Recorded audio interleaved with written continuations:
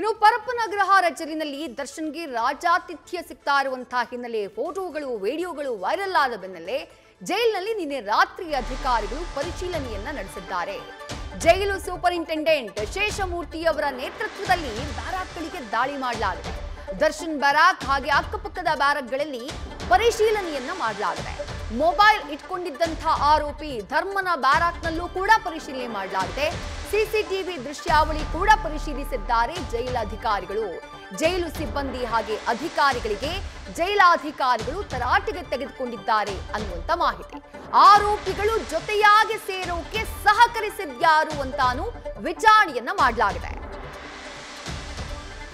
ಮತ್ತಷ್ಟು ಡೀಟೇಲ್ಸ್ ನಮ್ಮ ಪ್ರತಿನಿಧಿ ಚಂದ್ರಶೇಖರ್ ನೀಡ್ತಾ ಹೋಗ್ತಾರೆ. ಚಂದ್ರಶೇಖರ್, ಶನಿವಾರ ಅಂದ್ರೆ ಈ ವಿಡಿಯೋ ಫೋಟೋ ಎಲ್ಲ ರಿವೀಲ್ ಆಗೋದಕ್ಕೆ 2 ದಿನ ಮುಂಚೆನೂ ಕೂಡ ರೇಡ್ ಮಾಡಲಾಗಿತ್ತು. ರೇಡ್ ಮಾಡಿದಂತಹ ಸಂದರ್ಭದಲ್ಲಿ ಏನೂ ಕೂಡ ಪತ್ತೆಯಾಗಿರಲಿಲ್ಲ ಅನ್ನುವಂಥದ್ದೇ ಆಶ್ಚರ್ಯಕರ ಸಂಗತಿ. ಈಗ ಫೋಟೋ ವಿಡಿಯೋ ಎಲ್ಲ ವೈರಲ್ ಆದ್ಮೇಲೆ ಮತ್ತೊಮ್ಮೆ ರೇಡ್ ಮಾಡಿದ್ದಾರೆ. ರೇಡ್ ಮಾಡುವಾಗ ಏನಾದ್ರೂ ಸಿಕ್ಕಿದ್ಯಾ ಈ ಬ್ಯಾರಾಕ್ಗಳಲ್ಲಿ ಅಂತ ಹೇಳಿ?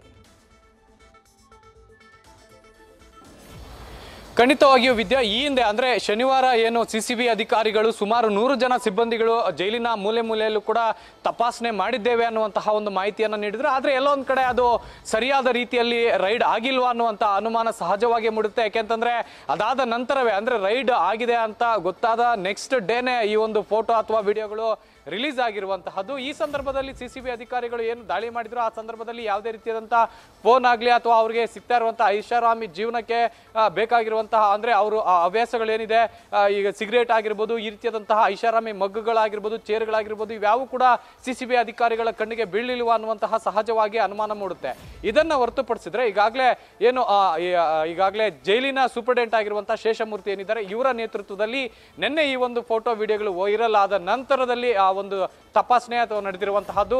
ದರ್ಶನ್ ಇರುವಂತಹ ಬ್ಯಾರಕ್ ಜೊತೆಗೆ ವಿಡಿಯೋ ಕಾಲ್ ನಲ್ಲಿ ಮಾತನಾಡಿರುವಂತಹ ಮಾರ್ಕೆಟ್ ಧರ್ಮ ಅವರ ಬ್ಯಾರಕ್ ನಲ್ಲಿ ಜೊತೆಗೆ ವಿಲ್ಸನ್ ಗಾರ್ಡನ್ ನಾಗನ ಬ್ಯಾರಕ್ ನಲ್ಲಿ ಈ ಎಲ್ಲಾ ಬ್ಯಾರಕ್ ನಲ್ಲೂ ಕೂಡ ಒಂದು ಸರ್ಚ್ ಅನ್ನ ಮಾಡಿರುವಂತಹದ್ದು. ಎಲ್ಲಿ ಫೋನ್ಗಳು ಸಿಗ್ತಾ ಇದೆ, ಮತ್ತೆ ಈಗಾಗಲೇ ನಾವು ವಿಸ್ತೃತ ವರದಿಯಲ್ಲಿ ಉಲ್ಲೇಖವನ್ನ ಮಾಡ್ತಾ ಇದ್ವಿ, ಆ ಜೈಲಿನ ಸುತ್ತಮುತ್ತ ಕೂಡ ಜಾಮರ್ಗಳಿರೋದಿಲ್ಲ, ಜಾಮರ್ ಇರುತ್ತೆ. ಮತ್ತೆ ಈ ಒಂದು ಮಾಧ್ಯಮಗಳಿಗೂ ಕೂಡ ಅಲ್ಲಿ ಹೋದ್ರೆ ಸಿಗ್ನಲ್ಗಳು ಸಿಗೋದಕ್ಕೆ ಸಾಕಷ್ಟು ಸಂಕಷ್ಟ ಎದುರಾಗುತ್ತೆ. ಆದ್ರೆ ಜೈಲಿನ ಒಳಗಡೆ ಅಷ್ಟು ಈಸಿಯಾಗಿ ಯಾವ ರೀತಿಯಾಗಿ ಅವರು ವಿಡಿಯೋ ಕಾಲ್ಗಳನ್ನ ಮಾತಾಡ್ತಾರೆ, ಮತ್ತೆ ಜೈಲಿನ ಒಳಗಡೆ ಇರುವಂತಹ ವೈಫೈ ಪಾಸ್ವರ್ಡ್, ಐಷಾರಾಮಿ ಫೋನ್ ಅಥವಾ ಟಚ್ ಆಂಡ್ರಾಯ್ಡ್ ಫೋನ್ಗೆ ಯಾವ ರೀತಿಯಾಗಿ ಸಿಗ್ತಾ ಇದೆ, ಈ ಎಲ್ಲಾ ರೀತಿಯಾದಂತಹ ತನಿಖೆ ಈಗ ಸದ್ಯಕ್ಕೆ ನಡೀತಾ ಇರುವಂತಹದ್ದು. ಜೊತೆಗೆ ಇಲ್ಲಿ ಮುಖ್ಯವಾಗಿ ಕಾಡ್ತಾ ಇರುವಂತಹದ್ದು ಏನು ಟೆಕ್ನಿಕಲ್ ಆಗಿ ಎಲ್ಲಾ ಎವಿಡೆನ್ಸ್ ಕಣ್ಣು ಮುಂದೆ ಇರುತ್ತೆ.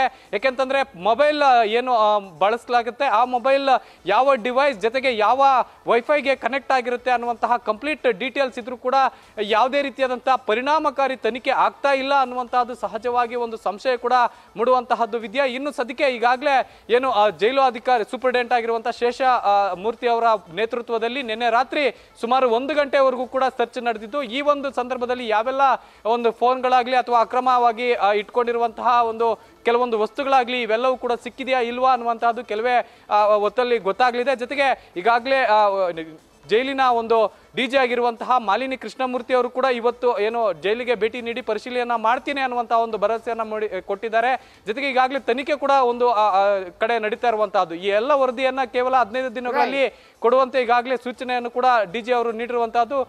ಸದ್ಯಕ್ಕೆ ಕಾದ್ ನೋಡ್ಬೇಕಾಗುತ್ತೆ ವಿದ್ಯಾ, ಏನೆಲ್ಲ ಆಗುತ್ತೆ ಅಂತ ಹೇಳಿ ಬೆಳವಣಿಗೆ. ಚಂದ್ರಶೇಖರ್, ಹಾಗೆ ಸಂಪರ್ಕದಲ್ಲೇ ಇರಿ.